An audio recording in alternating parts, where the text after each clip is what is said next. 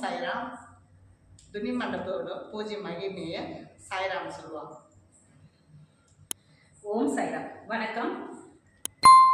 மெயினாக பார்த்தீங்கன்னா இந்த துணி மண்டபம்ன்றது அக்னி மண்டபம்.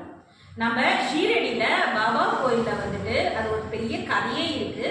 ஷீரடியில் வந்துட்டு பாபா கிட்ட அங்கே இருக்கிற பக்தர்கள் வந்து கேட்டாங்க, பாபா வந்து இங்கே நெருப்பு எரி வைக்கிறதே ரொம்ப கஷ்டமா இருக்கு, அந்த மாதிரி என்ன பண்ணுறது அப்படின்னு பாபா கிட்ட முறையிடுறப்ப பாபா வந்து அந்த டைம்ல கையில் ஒரு குச்சி வச்சிருந்தார். கீழே அடித்த உடனே அந்த இடத்துல வந்து நெருப்பு வந்துச்சு. அது ஒரு பெரிய கதையாக இருந்தது. நான் ஷார்ட்டாக சொல்லிடுறேன்.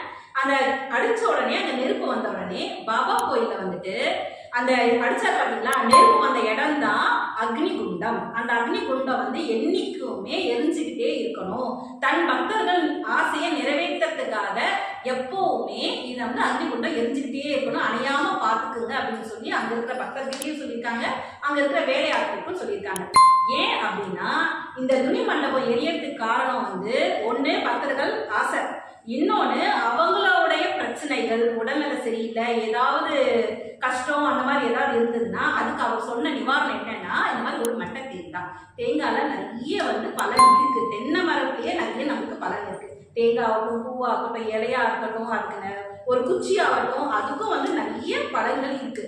அதுல தேங்காய் மட்டைன்றது ரொம்ப விசேஷம். தேங்காய் மட்டை தேங்காவை இந்த மாதிரி நம்ம எடுத்துட்டு ஒரு வாரம் நம்ம வீட்டில் நம்மளுக்கு என்ன கோரிக்கையோ அதை வந்து ஒரு பேப்பரில் எழுதுங்க. அதை எழுதி வீட்டில் வச்சு நம்ம பூஜை பண்ணி அதை ஒரு பாபா கோயிலில் கொண்டு வந்து, பாபா கோயிலில் எப்போவுமே இந்த மாதிரி ஒரு அக்னி மண்டபம் எரிஞ்சுக்கிட்டே இருக்கும். அதாவது இது பேர் துணி மண்டபம்னு சொல்லுவாங்க. அதுதான் அக்னி குண்டம். இந்த அக்னி குண்டம் நம்ம கோவிலில் எரிஞ்சுக்கிட்டே இருக்கிறப்ப நம்ம பிரார்த்தனை என்னமோ அதை வீட்டில் நல்லா வேண்டிட்டு அந்த மட்டை தேங்காய் கோயில் கொண்டு வந்து இந்த துணி மண்டபத்தை 9 முறை சுத்தணும். 9 முறை இல்லைன்னா 11 முறை, முடிஞ்சா 108 தடவை சுத்தணும்னா ரொம்ப சிறந்தது. அதை நம்ம வேண்டிக்கிட்டு இந்த அக்னி மண்டபத்துக்குள்ள நம்ம வச்சுட்டோம்னா நம்ம பிரார்த்தனை கண்டிப்பா நிறைவேறும் அப்படின்றது ஒண்ணு. இன்னொன்னு வந்து ஒரு வாரம் செய்ய முடிஞ்சா எடுத்து வந்து போடலாம். இல்லைன்னா 9 வாரம். பாபாக்கு எப்பவுமே 9னா ரொம்ப விசேஷம். அந்த 9 வந்து ரொம்ப பிடிக்கும். ஏன்னா 9 நாணயங்கள் அவரோட சரித்திரத்துல நம்ம நிறைய படிச்சிருக்கோம்.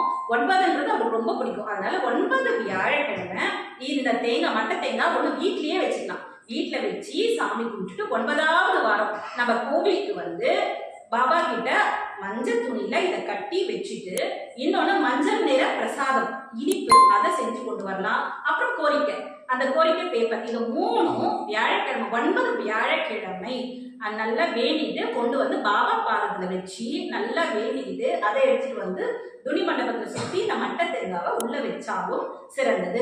இது மாதிரி 2 இது இருக்கு. நீங்க எது வேணாலும் பக்தர்களாக நீங்க ஒரு வாரம் எடுத்து வந்து வச்சாலும் சரி, இல்லை என்னால் வாரம் வர முடியாது அப்படிங்கிறாங்க, 9 வாரம் வீட்லயே வச்சு இதை நல்லா வேண்டி 9வது வாரம் நம்ம கோயிலுக்கு வந்து நெய்வேத்தியம் பிரசாதம்லாம் கொடுத்து அவர் காலடியில் நல்லா மண்ணிட்டு வணங்கி அவரையும் ஒரு 9 தடவை சுற்றி நம்ம துணி மண்டபத்தையும் 9 தடவை சுற்றி இந்த மட்டை தேங்காய் உள்ள போட்டோம்னா கண்டிப்பா நிச்சயமா நம்ம என்ன கோரிக்கை அவர்கிட்ட வச்சோமோ கண்டிப்பா நிறைவேறும். இதை வந்து நம்ம கோவில்லையும் வந்து வியாழக்கிழமை 11 மணி இல்லை 11:30க்கு நம்ம கோவில்ல துணி மண்டப பூஜை நடக்குது. இதை பார்த்துட்டு இருக்க யாரா இருந்தாலும் கோவிலுக்கு வாங்க, துணி மண்டப பூஜையில கலந்துக்கணும். நன்றி.